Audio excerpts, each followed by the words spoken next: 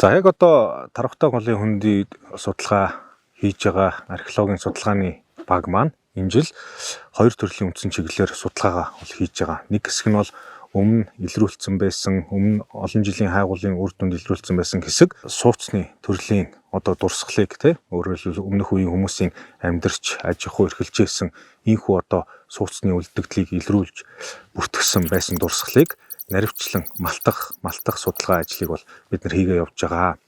За ингэсний үр дүн энэ ямар зорилго вэ гэхээр сууцны археолог гэдэг маань бусад төрлийн одоо дурсгалуудыг утгахад биднэрт өөр төрлийн одоо мэдээлэл, өөр төрлийн эд үлгийн зүйл өгөх бас боломжтой байгаад байдаг. Тэгвэрээ бол одоо бас ач холбогдолтой.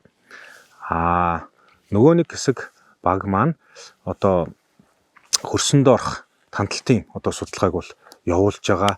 За тэгсний үр дүнд бол одоо энэ Тархтай хөндийн газар бүрт сонирхол татсан газруудад өмнөх үед ямар нэгэн одоо хүмүүс үйл ажиллагаа, арга хэмжээ зохиож байсан уу, үгүй юу?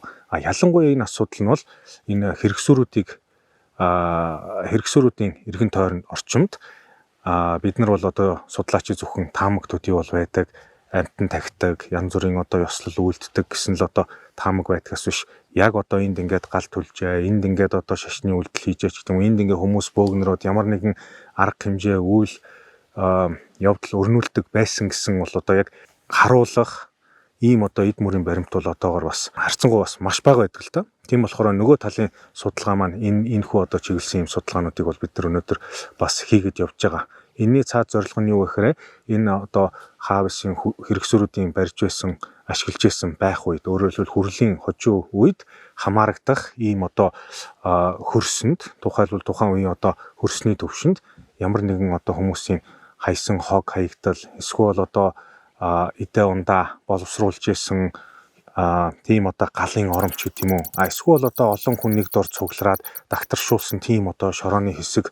байж таарах юм бол бид нар хэрэгсүүрийн орчинд ямар хүмүүс, хэр хэмжээний хүмүүс, ямар одоо үйл явц өрнүүлж, ямар төрлийн одоо ёслолч гэдэг юм уу, ямар одоо үйл явц өрнүүлдэг байсныг бол бид нар бас танин мэдэх юм боломжтой байгаад байгаа. Тэгэхээр бид нар үндсэндээ яг одоогор бол энэ хоёр одоо чиглэлээр судалгаагаа хийгээ явж байгаа.